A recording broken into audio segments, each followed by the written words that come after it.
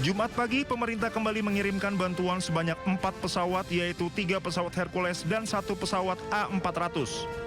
Sebelumnya, pemerintah sudah mengirimkan bantuan sejak tanggal 25 November 2025.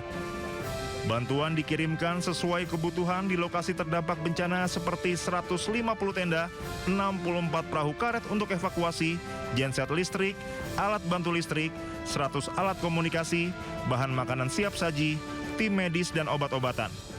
Telah diberangkatkan atas instruksi langsung Bapak Presiden tadi malam kepada seluruh jajaran terkait untuk memberangkatkan pagi ini 4 pesawat, 3 pesawat Hercules, kemudian 1 pesawat A400 yang awal bulan ini tiba di tanah air untuk terbang ke 3 provinsi yang terdampak bencana. Tenda pengungsian, terus makanan dengan segala kebutuhan sehari-hari sudah dikirim.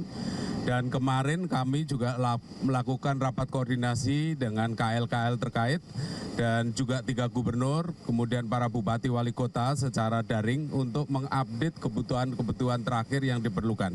Jadi yang dikirim hari ini atas perintah Bapak Presiden adalah kebutuhan yang sangat mendesak. Misalnya tadi disampaikan oleh Pak Seskap, alat komunikasi, perahu karet, kemudian genset listrik, itu hal-hal yang juga sangat diperlukan untuk supaya pekerjaan-pekerjaan tanggap darurat ini semakin efisien. Sementara itu, Presiden Prabowo Subianto menggelar rapat terkait penanganan bencana di sejumlah daerah di Sumatera kemarin sore. Rapat digelar di Istana Kepresidenan Jakarta. Ratas membahas bencana yang terjadi di Pulau Sumatera hingga perekonomian daerah.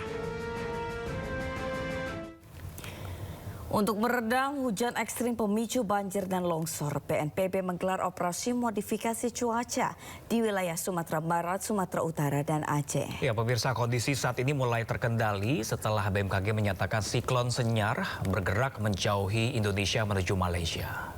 Untuk Sumatera Utara, setelah mulai tanggal 25 November 2025 yang lalu atau 3 hari yang lalu diguyur hujan sangat lebat karena ada siklon Senyar dan siklon Koto. Ini fenomena alam yang jarang terjadi, tapi terjadi di wilayah Sumatera bagian utara. Per hari ini, karena prediksi BMKG bahwa siklon Senyar itu bergerak ke arah Malaysia. Kemudian juga kami melaksanakan operasi modifikasi cuaca. Untuk cuaca per hari ini di Sumatera Utara, seluruhnya kondisinya cerah, tidak ada hujan. Dan kami juga telah mengecek untuk cuaca di Sumatera Barat dan cuaca di Aceh. Per hari ini pun dalam kondisi cerah, tidak ada hujan. Mudah-mudahan ini akan berlanjut terus ke hari-hari ke depan. Di samping memang fenomena alamnya sudah berlalu, kami pun melaksanakan operasi modifikasi cuaca di masing-masing provinsi. Untuk di Sumatera Barat ada 1 pesawat, di Sumatera Utara ada 1 pesawat, dan di Aceh ada 1 pesawat.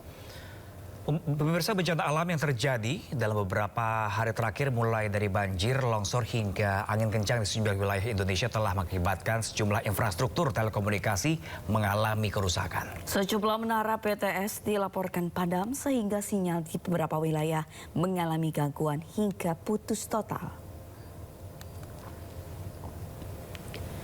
Menyikapi kondisi tersebut, Menkom DG Mutia Hafid menegaskan pihaknya sudah berkoordinasi dengan seluruh operator seluler untuk melakukan pemantauan lapangan dan perbaikan secepat mungkin. Menurut Mutia, kerusakan rata-rata terjadi pada instalasi BTS milik operator seluler.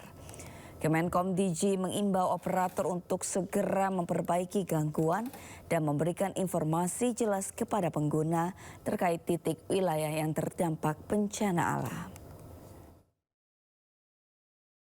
Ini sudah kita koordinasikan dengan operator seluler, itu rata-rata instalasi BTS milik operator seluler, jadi kita minta mereka terus memantau dan segera melakukan perbaikan, dan yang paling utama juga menginformasikan kepada masyarakat titik-titik mana saja yang terdampak.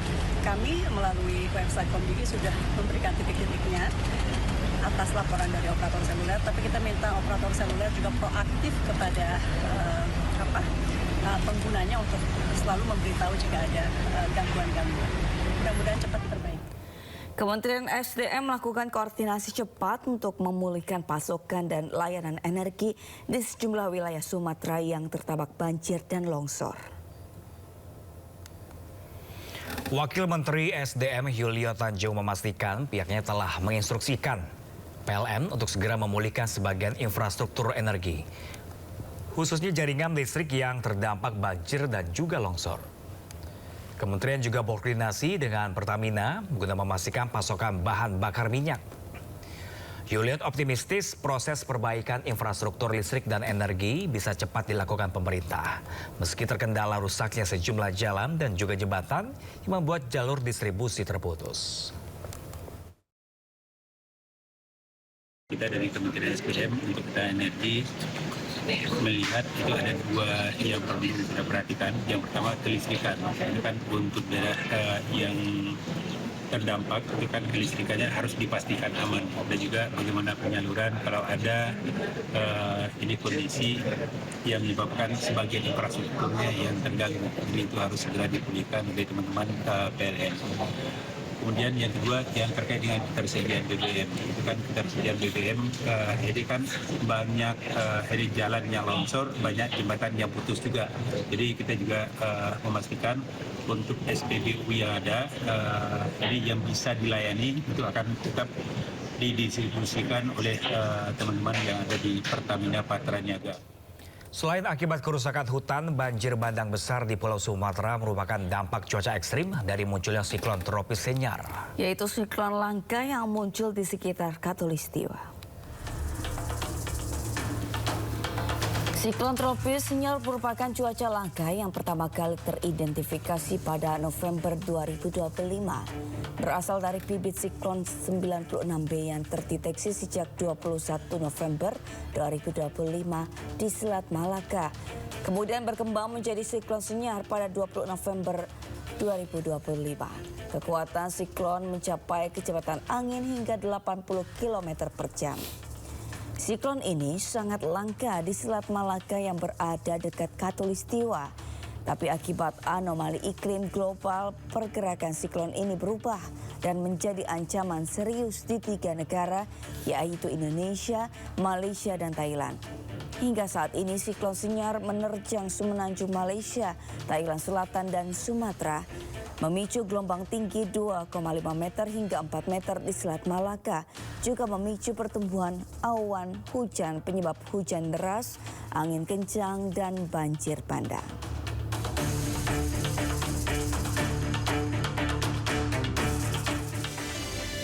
Mantan terdakwa kasus dugaan korupsi ex-direktur utama PT STP Ira Puspadewi akhirnya dibebaskan. Informasi selengkapnya kami hadirkan sesaat lagi pemirsa, tetaplah bersama kami di Sindo Today.